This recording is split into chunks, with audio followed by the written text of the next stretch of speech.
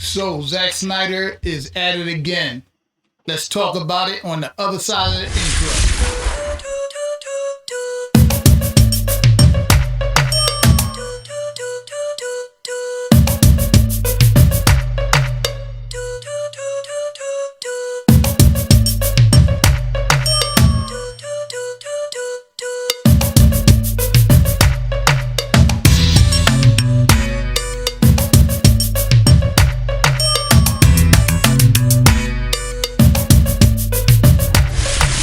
Reactors, welcome back to the channel, the Nuclear Reactor, the reaction channel where all the reactions go nuclear. Before we get into this video, if y'all are a sports fan, go over to my sports channel, Ring Culture, link in the description. But back over here playing the Nuclear Reactor, y'all know I believe every action deserves a reaction. And over here, we are very reactionary. Make sure y'all like and comment down below. That's how y'all get me in an algorithm. And then I'll go get them when my content hit them, it fit them and sit with them.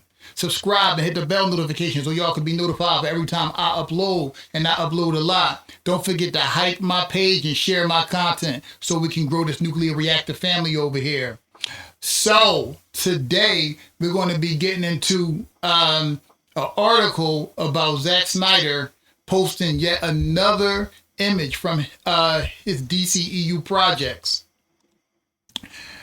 This time is a Batman v Superman IMAX photo. We're going to get into this article from Cosmic Book News and see what it's hitting for. Let's check it out. It says, Zack Snyder teases fans again with new Batman v Superman IMAX photo. Zack Snyder is back with another behind-the-scenes drop, this time posting a new black and white image of himself operating an IMAX camera. Snyder captioned, too, on Instagram, this was on BvS. IMAX is fun to shoot. And just like that, Snyder once again reminds fans exactly how big and ambitious Batman v Superman really was. Snyder isn't letting fans forget BvS. While DC is in flux and the future of the brand shifts with Warner Bros. Discovery exploring a sale, Snyder has been on a tear, posting shot after shot tied to his DC era. Batman, Superman, Batman, Joker, Deathstroke, and now a direct callback to Batman v Superman IMAX production. He's not letting fans forget the scale of what he built. BvS remains one of the most talked about comic book films ever made, full of huge imagery, bold choices, iconic characters, and a visual identity only Snyder could deliver.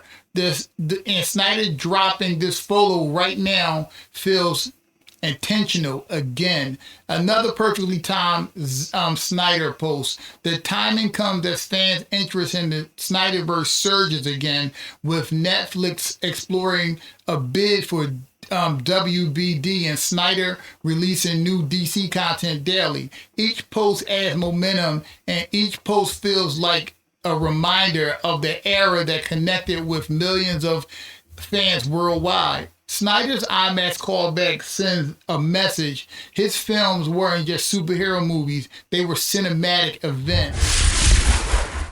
And that I do agree. I don't even think we would be in this mess if it wasn't for, not mess. I don't think the DCEU would have stopped if it wasn't for the execs at Warner Brothers tampering with films and getting scared when their movies didn't instantly make $1 million like Marvel movies had been making. But Marvel movies didn't start out like that. They just stayed the course. DC had some iconic characters that they could lean back on, which they started to with Batman v Superman and leading off their universe with Man of Steel. So they were on their way to be making $1 billion of film. Matter of fact, even with studio interference, Aquaman made $1.1 billion. So the DCEU was successful, but they just, wanted to be more like Marvel, which didn't make any sense to me. But yeah, I'm feeling this. I'm feeling the fact that Snyder is actually reminding us what his films in the DCEU were like. They were just grand, visual feasts. And contrary to popular opinion, I didn't like the writing in Man of Steel, which a lot of people like. But the funny thing is, a lot of people didn't like the writing in Batman versus Superman, and I actually loved the writing in that movie, especially the Ultimate Edition, when they added back in the scenes that they took out that made the movie make less sense. So when they added those deleted scenes back in, the movie was a masterpiece to me, which is the movie they should have released in theaters. But trying to tell an exec who probably think they know it all is probably falling on deaf ears. I remember, I think Snyder was telling a story about how one of the execs didn't want Flash Speed Force in the movie. And you don't know, obviously you're not a comic book head, because Flash Speed Force is a huge part of his lore. Flash can go into the Speed Force. We all know that. So that was showing you the leadership that they were under. But it seems like everybody that gets in leadership position at WB for DC, just their brain freeze when they get in there and they start making the worst decisions. But anyway, my reaction is, what do y'all think? Do y'all think this is a coincidence that Zack Snyder is posting these images back to back to back?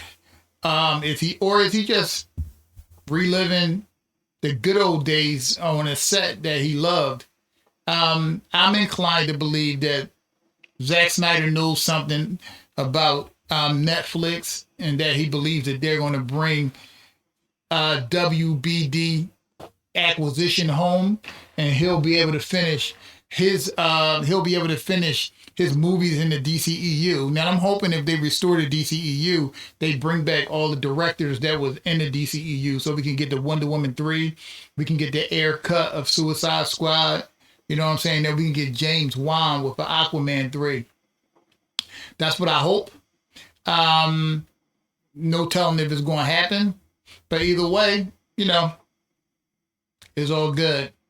Anyway, my reactors, let me know what y'all think down below. The pleasure is all mine. The reaction, well, that belongs to y'all.